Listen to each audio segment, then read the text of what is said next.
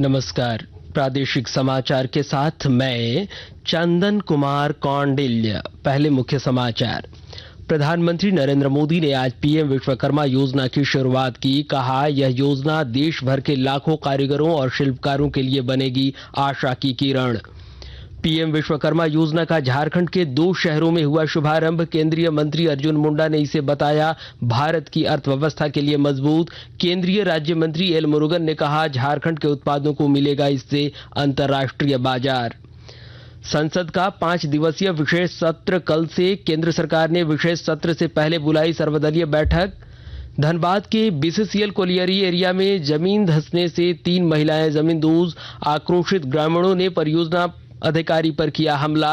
और भारत ने श्रीलंका को 10 विकेट से हराकर एशिया कप क्रिकेट 2023 का फाइनल मुकाबला जीत लिया है। और अब समाचार विस्तार से।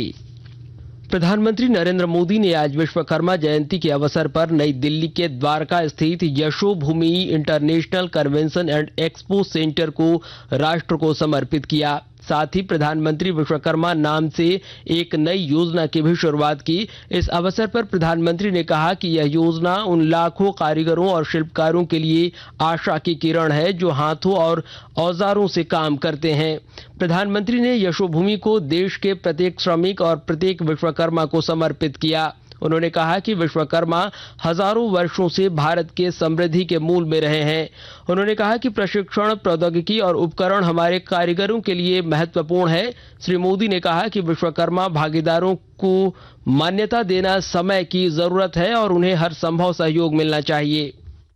आज समय की मांग है कि इन विश्वकर्मा साथियों को पहचाना जाए, उन्हें हर तरह से सपोर्ट किया जाए। हमारी सरकार अपने विश्वकर्मा भाई बहनों को और उनका सम्मान बढ़ाने का, उनकी समृद्धि बढ़ाने के लिए सरकार एक सहयोगी बनकर के आपके पास आई है। अभी इस योजना में 18 अलग अलग तरह का काम करने वाले साथियों को शामिल किया गया है। पीएम विश्वकर्मा योजना पर सरकार अभी 13,000 करोड़ रुपए खर्च करने वाली है।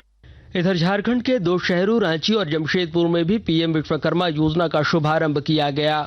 रांची में आयोजित एक कार्यक्रम में जनजातीय मामलों के केंद्रीय मंत्री अर्जुन मुंडा ने कहा कि इस योजना से भारत की अर्थव्यवस्था और मजबूत होगी।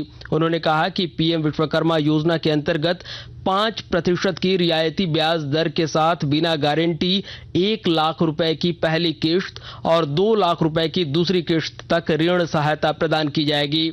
उधर जमशेदपुर में आयोजित एक कार्यक्रम में केंद्रीय सूचना एवं प्रसारण राज्य मंत्री एल मुरुगन ने कहा कि इस योजना की शुरुआत से झारखंड के उत्पादों को पूरी दुनिया में बाजार मिलेगा।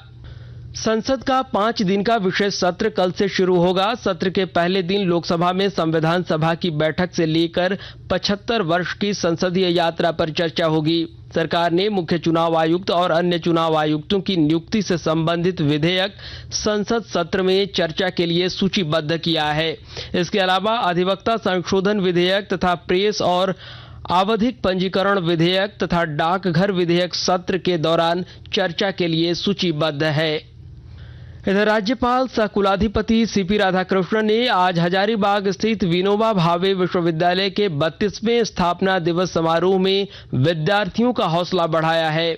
उन्होंने कहा कि इस योग बनो कि विश्व में उनकी अलग पहचान हो। आकाशवाणी के ताजातरीन समाचारों के लिए आप हमारी वेबसाइट newsonair.com पर लॉग इन कर सकते हैं। ताजा समाचार X handle @AIR news alerts और Facebook page All India Radio News पर भी उपलब्ध है। आप प्रादेशिक समाचार एकांश के एक्स हैंडल @AIR न्यूज _ और फेसबुक, इंस्टाग्राम पेज और YouTube channel AIR news Ranchi पर भी हमारे बुलेटिन सुन सकते हैं। प्रादेशिक समाचार आप आकाशवाणी रांची से सुन रहे हैं। धनबाद जिले में बीसीसीएल के गोंदूडीह खास कुसुंडा कोलियरी एरिया में ट्रांसपोर्टिंग मुख्य सड़क पर आज दोपहर बाद अचानक जमीन धंसने से एक महिला जमींदोज हो गई। उसको बचाने गई अन्य 2 महिलाएं भी उसी स्थान पर जमींदोज हो गईं। बीसीसीएल प्रबंधन की ओर से इन महिलाओं को बाहर निकालने का प्रयास किया जा रहा है। बीसीसीएल के परियोजना प्रमुख बीके झा ने बताया कि यहां आग नहीं है, लेकिन बारिश के कारण जमीन धंस गई है। उन्होंने कहा कि फिलहाल बचाव अभियान चलाया जा रहा है। उन्होंने बताया कि घटनास्थल का जायजा लेने पहुंचे मैनेजर दिलीप कुमार और सहायक प्रबंधक राजेश कुमार के साथ स्थानीय लोगों ने मारपीट की, जिसमें राजेश कुमार गंभीर रूप से घायल हो गए। और जामताड़ा जिले में प्रधानमंत्री विश्वकर्मा योजना को लेकर विश्वकर्मा समाज के लोगों में उत्साह का माहौल है। और ब्यौरा के साथ हमारे संवाददाता। जामताड़ा जिले में प्रधानमंत्री विश्वकर्मा योजना को लेकर विश्वकर्मा समाज के लोगों के बीच उत्साह का माहौल है। इस योजना के लॉन्च होने से लोहार, कमार, कुम्हार, बढ़ई सहित समाज के अन्य लोगों के जीवन स्तर में बदलाव आएगा। वर्षों से समाज के मुख्य धारा से अलग थलग रहने वाले इन परिवारों की आर्थिक स्थिति में सुधार आएगा और वे आत्मनिर्भर बनने की दिशा में अग्रसर होंगे। विश्वकर्मा योजना का लाभ लेकर समाज के लोग अपने पारंपरिक व्यवसाय को नया आयाम दे सकेंगे। विश्वकर्मा योजना इन समाज के लोगों के लिए वरदान साबित होगा। इसके लिए समाज के लोगों ने प्रधानमंत्री नरेंद्र मोदी को शुभकामनाएं देते हुए आभार प्रकट किया है। सुभाष प्रसाद सिंह, आकाशवाणी समाचार, जामताड़ा। केंद्रीय सड़क परिवहन एवं राजमार्ग मंत्रालय ने गोड्डा सांसद डॉक्टर निशिकांत दुबे की अनुशंसा पर घोरमारा से बुढ़वाकुरा और भगवानपुर तक 20 किलोमीटर लंबी सड़क बनाने की स्वीकृति दी है। केंद्र सरकार के सेंट्रल रोड फंड से इस सड़क का निर्माण कराया जाएगा। सड़क के डीपीआर बनाने के लिए पथ निर्माण विभाग के क्षेत्र सर्वेक्षण कार्यपालक अभियंता द्वारा टेंडर निकाल दिया गया है और 27 सितंबर तक टेंडर की प्रक्रिया पूरी कर ली जाएगी। घोरमारा से सरैयाहाट की दूरी करीब 20 किलोमीटर कम हो जाएगी। और सिमडेगा जिले का प्रसिद्ध तीर्थस्थल श्रीराम रेखा धाम सहित अन्य पर्यटन स्थलों के विकास की पहल की जा रही है। और ब्यौरे के साथ हमारे संवाददाता। सिमडेगा जिले में प्रसिद्ध तीर्थस्थल श्री राम रेखा धाम सहित अन्य पर्यटन स्थलों के विकास की पहल की जा रही है। पर्यटन, कला संस्कृति, खेलकूद और युवा कार्य विभाग के सचिव मनोज कुमार, निदेशक अंजलि यादव और संयुक्त सचिव मोहम्मद एम खान ने सिमडेगा में पर्यटन स्थलों का परिभ्रमण किया। उन्होंने बताया कि श्री राम रेखा धाम को पर्यटन क्षेत्र में ए श्रेणी में चयनित किया गया है। सिमडेगा जिले में आयोजित राष्ट्रीय लोक अदालत में कुल 16,418 दीवानी और फौजदारी मामलों का निष्पादन किया गया। मनोज कुमार सिन्हा, मनु, आकाशवाणी समाचार, सिमडेगा। देवघर जिले में लंपी वायरस एक बार फिर तेजी से फैल रहा है। जिले के हर प्रखंड में लंपी वायरस के मामले सामने आ रहे हैं। मोहनपुर और देवघर प्रखंड क्षेत्र में गाय के शरीर पर चेचक जैसे लक्षण देखने को मिल रहे हैं। पशुपालन विभाग की जिला स्तरीय टीम की ओर से 100 से अधिक मवेशियों का इलाज किया जा चुका है। वहीं अब वैक्सीन का स्टॉक समाप्त हो चुका है। इधर पशुपालन विभाग ने सभी जिले को वैक्सीन खरीदने संबंधी आदेश जारी कर दिया है। और एशिया कप क्रिकेट का फाइनल मुकाबला भारत ने जीत लिया है। भारत ने यह मुकाबला श्रीलंका को 10 विकेट से हराकर जीता है।